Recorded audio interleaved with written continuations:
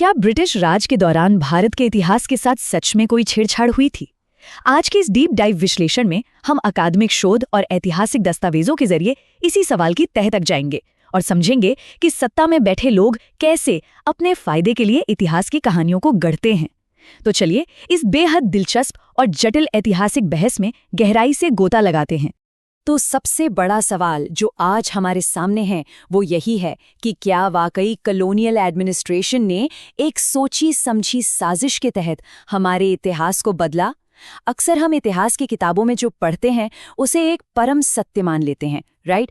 लेकिन ये सवाल हमें सोचने पर मजबूर करता है कि क्या इतिहास सिर्फ एक खास नजरिए से लिखी गई कहानी तो नहीं? आइए साक्ष्यों के आधार पर इसकी पड़ताल करें। अब देखिए, ये कोई हवाई बातें नहीं हैं। हम जो भी चर्चा करेंगे वो पूरी तरह से पीयर रिव्यूड एकेडमिक रिसर्च पर आधारित हैं। इन शोध पत्रों में बहुत बारीकी से स्टडी किया गया है कि कैसे ब्रिटिश नीतियों ने भारत की शिक्षा, समाज और हमारी ऐतिहासिक पहचान पर एक मल्टी डायमेंशनल असर डाला। हम इन्हीं फैक्ट्स का बिल्कुल निष्पक्ष होकर मुआयना करेंगे। इस पूरे टॉपिक को हम 6 हिस्सों में समझने वाले हैं। पहला, भारत के अतीत का पुनर्लेखन। दूसरा, आम शहर हिस्टोरियन। तीसरा, कॉलोनियल एजुकेशन। चौथा, कास्ट सिस्टम को संस्थागत बनाना। पांचवां, माइथोलॉजी वर्सेस इतिहास। और आखिर में नेशनलिस्ट काउंटर नैरेटिव। चलिए बिना देरी के पहले पॉइंट से शुरू करते हैं।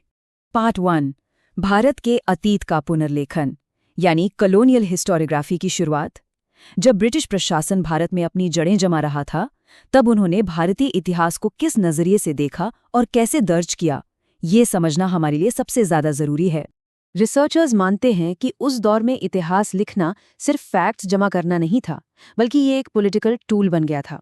ब्रिटिश रूल को सही ठहराने के लिए भारतीय समाज को बैकवर्ड और एकदम स्टैटिक दिखाया गया। भारत की इतनी समृद्ध बौद्धिक परंपराओं को पूरी तरह इग्नोर करके ये नैरेटिव सेट किया गया कि सिर्फ पश्चिमी सभ्यता ही प्रोग्रेसिव है।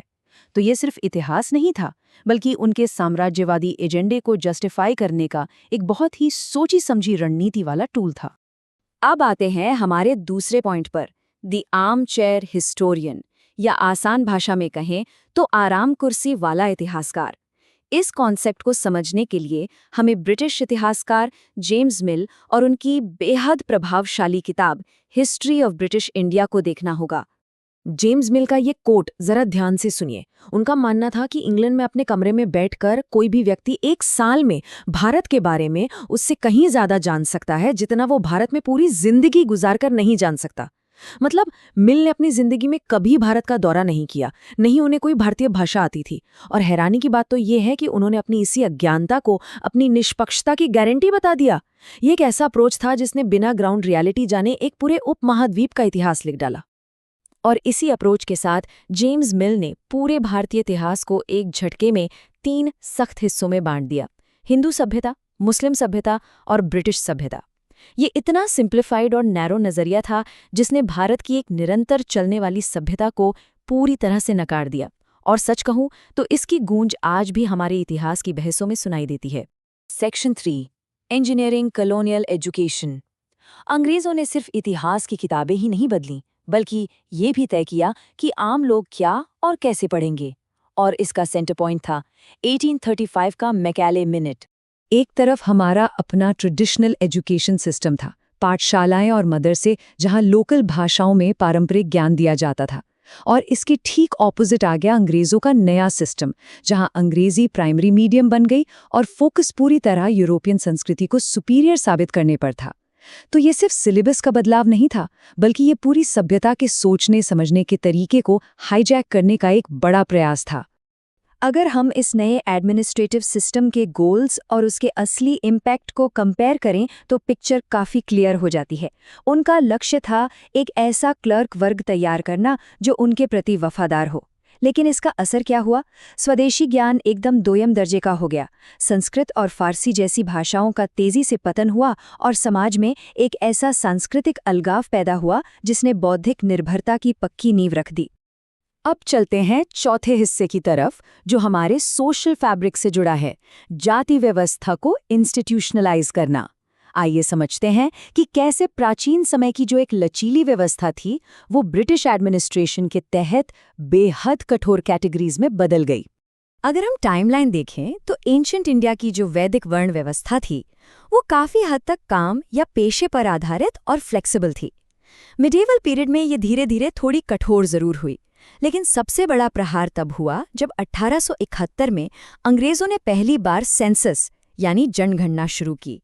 इसने लचीले सोशल रिश्तों को जन्म पर आधारित एकदम फिक्स कैटेगरीज में जमा दिया और फिर 1936 के ऑर्डर ने तो इस भेदभाव को कानूनी मान्यता ही दे दी। 1871 के सेंसस का सार यही है कि इसने उन सोशल रिश्तों को जो पहले समय, जगह और कॉन्टेक्स्ट के हिसाब से बदलते रहते थे, एक बहुत ही रिजिड सरकारी कागजों वाले खांचे में फिट कर दिया। औपनिवेशिक प्रशासन ने अपने काम को आसान बनाने के लिए लिस्ट्स तो बना दी, लेकिन उन्होंने अनजाने में या शायद जानबूझकर भारतीय समाज को हमेशा के लिए एक सख्त कानूनी बेड़ियों में जकड़ दिया। पार्ट 5 माइथोलॉजी वर्सेस इतिहास। ये सेक्शन पूरी तरह से भाषा और शब्दों की ताकत के बारे में है। आप किसी ग्रंथ को क्या नाम देते हैं, असल में वही तय करता है कि दुनिया उसे कितनी गंभीरता से लेगी। अकादमिक दुनिया का ये डबल स्टैंडर्ड देखिए। जब जूडो क्रिश्चियन या इस्लामिक टेक्स्ट की बात होती है तो उन्हें सेक्रेड स्क्रिप्चर या ट्रेडिशन कहा जाता है, मतलब एक जीवित सत्य जिसे सीरियसली लिया जाता है। लेकिन जैसे ही बात हिंदू टेक्स्ट की आती है तो उनके आगे हिंदू माइथोलॉजी का लेबल लगा दिया जाता है, जिसका सीधा सा मतलब ये निकाला जाता है कि ये बस कुछ काल्पनिक लोक कथाएं हैं। है ना अजीब? लेकिन वेस्टर्न माइथोलॉजी वाले इस लेबल के बिल्कुल उलट हमारा अपना भारतीय दृष्टिकोण इतिहास शब्द में बसता है। इतिहास का मतलब ही होता है ऐसा ही हुआ था। ये सिर्फ मनगढ़ंत कहानियां नहीं है, ये एक पूरी सभ्यता की अपनी पवित्र मेमोरी है। भारतीय परंपराएं अपने महाकाव्यों को फिक्शन नहीं बल्कि एक अनुभव और सच्चाई मानती हैं। और ये लेबलिंग इतनी प्रॉब्लमैटिक क्यों है? देखिए, ग्रीक या नॉर्स जैसे जो धर्म अब अस्तित्व में नहीं है, उन्हें माइथोलॉजी कहने से किसी को ऐतराज नहीं होता। लेकिन भारत की परंपरा तो जीवित है, सांस ले रही है। जब 1.2 अरब लोगों के बिलीफ सिस्टम को माइथोलॉजी कहकर खारिज कर दिया जाता है तो एकेडमिक रूप से ये संदेश दिया जाता है कि उनकी पूरी सभ्यता की मेमोरी सिर्फ एक फिक्शन है। इसे ही एक तरह का इंटेलेक्चुअल कोलोनियलिज्म कहा जाता है। और अब आते हैं हमारे आखिरी सेक्शन पर, द नेशनलिस्ट काउंटर नैरेटिव। जब अंग्रेजों ने अपना ये बौद्धिक वर्चस्व स्थापित किया तो क्या भारतीयों ने इसे चुपचाप मान लिया? बिल्कुल नहीं। 19वीं सदी के आखिर में कई इंडियन स्कॉलर्स ने अपने अतीत को वापस रिक्लेम करने का बिया उठाया। रविंद्रनाथ टैगोर का ये कोट इस पूरी जर्नी को बहुत खूबसूरती से समराइज करता है। उनका कहना था कि अपने देश को सच में जानने के लिए हमें उस युग में जाना होगा जब उसने अपनी आत्मा को पहचाना था।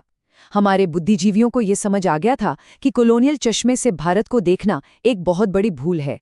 असली इतिहास जानने के लिए हमें अपने ही प्राचीन ग्रंथों की ओर वापस लौटना होगा। इन नेशनलिस्ट हिस्टोरियंस ने बहुत ग्राउंड ब्रेकिंग काम किया। उन्होंने इंपीरियलिस्ट बायस को एक्सपोज करने के लिए पुराने सोर्सेस का गहराई से एनालिसिस किया। अंग्रेजों ने जो भारत की एक नेगेटिव इमेज बनाई थी, उन्होंने फैक्ट्स के जरिए उसे तोड़ा और लोगों में नेशनल प्राइड जगाया। उन्होंने ये साबित किया कि भारत का इतिहास कभी स्टैटिक नहीं रहा, बल्कि ये एक बेहद वाइब्रेंट और मल्टीकल्चरल समाज का इतिहास है। और दिलचस्प बात यह है कि ये काम आज भी खत्म नहीं हुआ है। आज के हमारे मॉडर्न एजुकेशनल इंस्टीट्यूशंस, यूनिवर्सिटीज और रिसर्चर्स अभी भी इस कॉम्प्लेक्स कॉलोनियल लेगेसी को डिकोड करने में लगातार लगे हुए हैं, ताकि एक ऐसी पहचान सामने आ सके जो पूरी तरह से ऑथेंटिक और भारतीय हो। तो इस पूरे विश्लेषण से हमें क्या समझ आता है? यही कि हिस्टोरिकल डिस्टॉर्शन यानी इतिहास के साथ छेड़छाड़ कोई एक रैंडम घटना नहीं थी, बल्कि ये एक बहुत ही सिस्टमैटिक अप्रोच थी जो लिटरेचर, लैंग्वेज, एजुकेशन और यहाँ तक कि कानूनों में भी गहराई तक रची बसी थी। इसके असर को हम आज भी अपने आसपास महसूस कर सकते हैं। और अंत में मैं आपको इस एक सवाल के साथ छोड़ना चाहता हूँ।